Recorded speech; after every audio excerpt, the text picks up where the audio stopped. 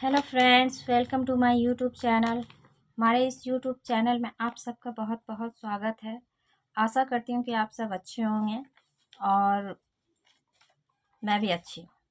तो चलिए मैं आप लोगों को अपनी कहानी की ओर ले चलती हूँ। ये कहानी किसी अंधविश्वास को बढ़ावा देना नहीं है, ये एक भूत प्रेत पर आधारित पैरानॉर्मल कहानी है जो भूतिया बस की कहानी है। और ये 1995 की काफ़ी फेमस और प्रसिद्ध घटना है जिसे आप लोगों ने भी सुना होगा।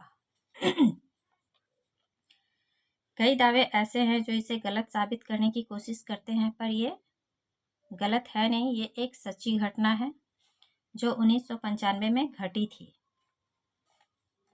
यह 1995 की बहुत बड़ी घटना थी। 14 नवंबर 1995 की रात दो व्यक्ति, एक वृद्ध महिला और एक 19 साल का लड़का बस के इंतजार में खड़े थे बस स्टॉप पर। और काफ़ी रात हो चुकी थी। ये उस रूट की आखिरी बस थी, इसलिए वो दोनों वहाँ पे खड़े होकर के घर जाने के इंतज़ार में गप करना चालू कर देते। वो टाइम बिताने के लिए एक दूसरे के से गप करते हैं और बात करते करते वो एक दूसरे को काफ़ी जान जाते हैं और उनका लगाव उतनी ही देर में काफ़ी बढ़ जाता है और वो दोनों आपस में घुल मिल जाते हैं। जाड़े की कपकपाती रात थी, चारों ओर काफ़ी सन्नाटा फैला हुआ था। सड़कें काफ़ी वीरान थी और कोहरा भी गहराने लगा था। और तभी उनकी बस आ जाती है और वो बिना कुछ सोचे आराम से झटपट उस बस में चढ़ जाते हैं। लड़का बस ड्राइवर के जस्ट सामने बैठता है, खिड़की के सामने, और वो जो वृद्ध महिला थी वो उस लड़के के ठीक पीछे बैठती है। और सन्नाटा काफ़ी फैला हुआ था। बस काफ़ी रफ्तार से अपनी ओर चलने लगती है। सड़क काफ़ी वीरान थी। ठंड की वजह से कोई उस सड़क में एक भी इंसान दिख नहीं रहा था, बस कुत्तों की भौंकने की आवाज़ ही आ रही थी। कोहरा काफ़ी घना होने के कारण शीशे के बाहर भी कुछ दिख नहीं रहा था। कुछ दूर जाने के बाद बस ड्राइवर को दो लोग वहाँ पे खड़े दिखते हैं, तो उसने सोचा चलो इन्हें भी ले लेता हूँ, क्योंकि ये इस रूट की आखिरी बस थी। और वो लोग भी बस रुकवा कर उस पर चढ़ जाते हैं। उन दोनों के वो दो नहीं तीन थे। बस पे जब वो सवार होते हैं तो वो दो नहीं तीन थे। एक जो उनका तीसरा साथी था वो काफ़ी अजीब तरीके से खड़ा था। वो उन दोनों ने उसे सहारा दिया हुआ था और ऐसा लग रहा था कि उसने ड्रिंक किया है या कुछ, और उसके बाल काफ़ी बिखरे हुए थे और फेस दिख नहीं रहा था। तो वो तीनों जा कर के ठीक उस वृद्ध महिला के पीछे वाली सीट में बैठ जाते हैं। उन तीनों के बैठते ही कुत्तों का भौंकना और भी तेज हो जाता है। वो अजीब तरह की आवाज़ें निकाल रहे थे। ऐसा लग रहा था कि कुत्ते रो रहे हैं, डरावनी आवाज़ निकाल रहे थे। वो वृद्ध महिला काफ़ी चौंक जाती है और वो कभी उन तीनों को देख रही थी तो कभी खिड़की के बाहर देखने की कोशिश कर रही थी, पर कोहरा होने की वजह से उसे कुछ भी दिखाई नहीं देता है। और उन तीनों की हरकतें उस वृद्ध महिला को काफ़ी अजीब और डरावनी लग रही थी। उन्हें एक घबराहट सी महसूस हो रही थी और उनके रोंगटे खड़े होने लगे थे।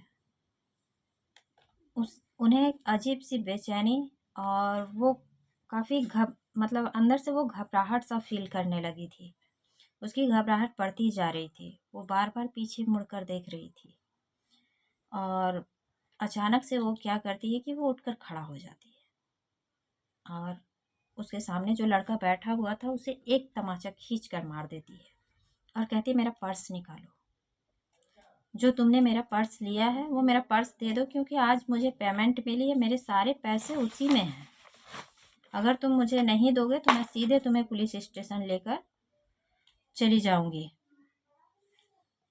तो वो लड़का कहता है कि ये आप क्या कह रही हैं, मैंने आपका पर्स नहीं लिया है। वो कहती है कि नहीं, तुमने ही मेरा पर्स चुराया, फटाफट से मेरी पर्स निकाल दो, नहीं तो मैं तुम्हें छोड़ूंगी नहीं आज। मैं सीधा तुम्हें पुलिस स्टेशन लेकर के चली जाऊंगी। लड़का काफ़ी समझाने की कोशिश करता है कि मैं आपका पर्स कैसे ले सकता हूँ, मैं तो आपसे आगे बैठा हूँ। पर वो मानती नहीं है, वो अपनी बात पर अड़ी हुई रहती है और कुछ भी नहीं सुनती। वो सीधा कहती कि मैं तुम्हें आज छोड़ूंगी नहीं, मेरा सीधे से पर्स निकाल दो। और बस ड्राइवर से भी कहती है कि अगर आज आपने बस नहीं रोका अभी के अभी, तो मैं आपके खिलाफ भी पुलिस में कंप्लेन दर्ज करा दूंगी। ये लड़का तो वैसे भी मेरा पर्स चुरा चुका है, और अगर आप नहीं रोकेंगे तो या तो आप मुझे पैसे दे दें, या तो मैं आपके खिलाफ भी रिपोर्ट दर्ज कराऊंगी। बस ड्राइवर डर जाता है और सोचने लगता है कि इसके मुंह लगने से अच्छा है कि मैं बस ही रोक दूं, क्योंकि ये कुछ ज़्यादा ही बोलने लगी थी और काफ़ी गुस्से में भी थी। वो उस लड़के का कॉलर पकड़ चुकी थी और कह रही थी सीधे के सीधे बस से चलो, उतरो और तुम्हें सीधे मैं तुम्हें पुलिस स्टेशन लेकर चलती हूँ। बस ड्राइवर ने बस रोक दिया और वो औरत गुस्से में उसे उसका कॉलर खींचती हुई उसे सीधे बस के नीचे उतार करके ले जाती है। वो लड़का इस हरकत से काफ़ी शॉक था। वो काफ़ी आश्चर्यचकित होकर उस वृद्ध महिला को देख रहा था कि अरे मैंने कुछ किया नहीं, फिर भी ये मुझे इस तरह से हरकत कर रही है मेरे साथ। उसके लिए अजीब था ये।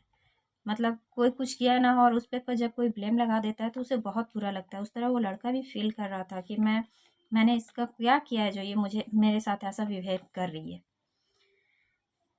और वो लड़का सिर्फ एक ही बात कहता है कि आपकी वजह से मेरी बस छूट गई। आप मुझे पुलिस स्टेशन क्यों ले जाना चाहती हैं? मैंने आपका पर्स नहीं चुराया है। तो वो वृद्ध महिला कहती है कि मैं जानती हूँ कि तुमने मेरा पर्स नहीं चुराया है और मैं तुम्हें पुलिस स्टेशन नहीं लेकर जा रही हूँ। तो वो लड़का कहता है कि आप अजीब महिला हैं। एक तो आप मुझसे इतनी अच्छी इस तरीके से बस स्टॉप पर बात कर रही थी, और अभी आपको अचानक ऐसा क्या हो गया कि आपने हमारा बस ही छुड़वा दिया। मैं घर कैसे जाऊंगा? इतनी रात हो चुकी है, अब क्या कोई बस मिलेगा मुझे?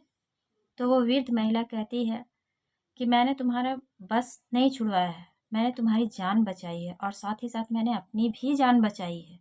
तुम्हें क्या लगता है कि मैंने ऐसा शौक से किया है? नहीं। वो जो 3 लोग चढ़े थे बस में, क्या तुमने उन पर ध्यान दिया था?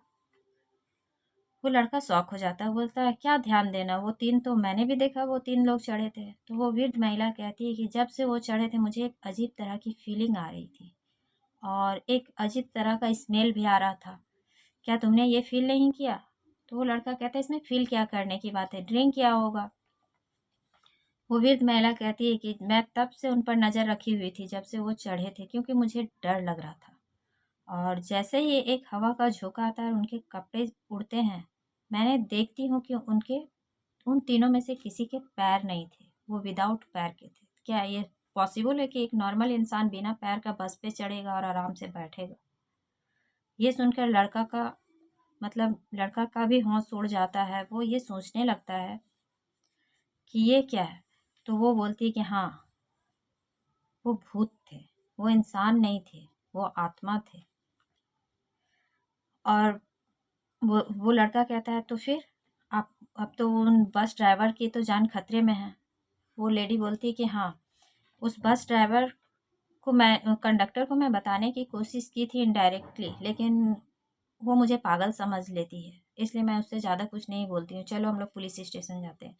और वो दोनों जा कर के पुलिस स्टेशन में पुलिस को सारी बात बताने की कोशिश करते हैं, पर पुलिस उनकी कोई भी बात को नहीं सुनती और उन्हें भगा देती है। कहती है कि तुम्हारी फालतू बातों के लिए हमारे पास समय नहीं है, ऐसा कुछ नहीं होता है, चलो जाओ, लगता है तुम लोगों ने बहुत ज़्यादा पी रखी है। पुलिस के भगा देने के बाद वो घर चले जाते हैं।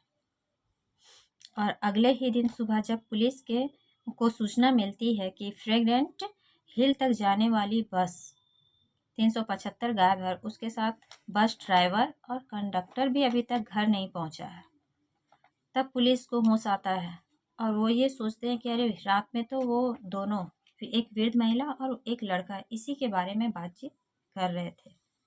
फिर क्या करते हैं, पुलिस उन्हें ढूंढ करके बुलाते हैं और उनकी पूरी बात सुनते हैं और उनकी बात के आधार पर खोज चालू हो जाती है। बस को ढूंढने के लिए वो लोग पूरी तरीके से लग जाते हैं, लेकिन बस उन्हें नहीं मिलती है। किसी ने पुलिस को फ़ोन करके ये सूचना दी कि ये बस जो है वो फ्रेग्रेंट हिल से लगभग 100 किलोमीटर दूर एक नदी में गिरी पड़ी है। तो पुलिस वहाँ जाती है इस बात की पुष्टि करने के लिए कि ये कैसे पॉसिबल है। वो तो वहीं पे रुकने वाली थी, वो उसकी स्टॉपेज तो वहीं तक थी, फिर वो इतनी दूर क्यों गई, ये जानने के लिए पुलिस चल देती है। और वहाँ जाने के बाद पुलिस देखती है कि सच में वो उस नदी में गिरी हुई है बस, और उसे क्रेन से निकाला जाता है। क्रेन से निकालने के बाद जो पुलिस देखती है कि उसमें 2 लाश जो थी वो एक बस ड्राइवर की और एक कंडक्टर की थी, और उसमें 3 लाश ऐसे भी थे जो काफ़ी बुरी तरीके से सड़ चुके थे और अजीब तरह का उसमें स्मेल भी आता है। सड़ने के बाद तो ऐसे भी ख़राब ही स्मेल आती है, तो वो लाश काफ़ी सड़ी हुई थी। पुलिस को ये समझ नहीं आ रहा था कि एक ही रात में ये 3 लाश इतनी बुरी तरीके से कैसे सड़ सकती है, जबकि बस ड्राइवर और कंडक्टर की लाश तो बिल्कुल ठीक ठाक है। ये देख करके पुलिस को काफ़ी शौक लगता है, वो चौंक जाती है देख करके।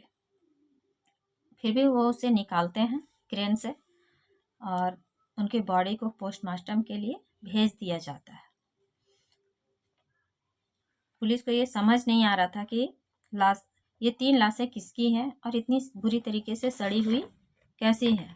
और सबसे ज़्यादा चौंकाने वाली बात तो तब उन्हें समझ में आती है जब डिपोट से संपर्क करने पे ये पता चलता है कि बस में इतना फ्यूल ही नहीं था कि बस 100 किलोमीटर दूर तक जा सकती थी। पुलिस टैंक को खोल कर देखती है कि जब फ्यूल है ही नहीं तो ये बस इतनी 100 किलोमीटर दूर तक आई कैसे। ये जांच करने के लिए उस टैंक को खोला जाता है, और टैंक को खोलने के बाद पुलिस क्या देखती है कि उस टैंक में ताज़ा खून भरा हुआ था। डीजल का कहीं नामो निशान नहीं था, जबकि बस तो डीजल से चलती है ना कि खून से। उन्हें काफ़ी शौक होता है और पुलिस के होश उड़ जाते हैं, और वहाँ पे जितने भी लोग थे वो ये देख कर काफ़ी शौक हो जाते हैं कि इस टैंक में इतने सारे ताज़े खून कहाँ से है। उसके बाद ये जो घटना है आग के तरह पूरे शहर में फैल जाती है, और लोग रात में बस में चढ़ने से भी डरने लगते हैं। इस घटना को ग्लोबल टाइम्स के अखबार ने अपने चैनल पर भी दिखाया, और यह बीजिंग के कई वेबसाइट समेत अंग्रेजी वेबसाइट में वायरल भी है, और इसे दैनिक जागरण ने भी प्रसारित किया था, और यह आज भी लोगों को काफ़ी प्रभावित करती है। इस घटना से हमें यह सीख मिलती है कि जिस तरह सच्चाई और जिस तरह से अंधेला है, जिस तरह से उजाला है और अंधेला भी साथ में है, रात और दिन है, उसी तरह से ईश्वर है तो भूत भी है। इसे हम एक अंधविश्वास की तरह तो नहीं ले सकते, लेकिन यह भी नहीं कहा जा सकता है। कुछ घटनाएं ऐसी होती हैं जो हमें ये सोचने पर मजबूर कर देती है कि कहीं कुछ तो है। ऐसा नहीं है कि कुछ भी नहीं है, अच्छाई है तो बुराई भी है, और भगवान है, ईश्वर हैं तो भूत प्रेत भी हैं। सभी के साथ ऐसा नहीं होता है, लेकिन कहीं कहीं कुछ ऐसा हो ही जाता है जिससे लोग इस पर विश्वास करते हैं। तो फ्रेंड्स, आपको हमारी ये कहानी कैसी लगी? अगर अच्छी लगी तो प्लीज़ लाइक, शेयर, सब्सक्राइब ज़रूर कर दीजिएगा, और अपना और अपने परिवार वालों का ध्यान रखिए। Thank you.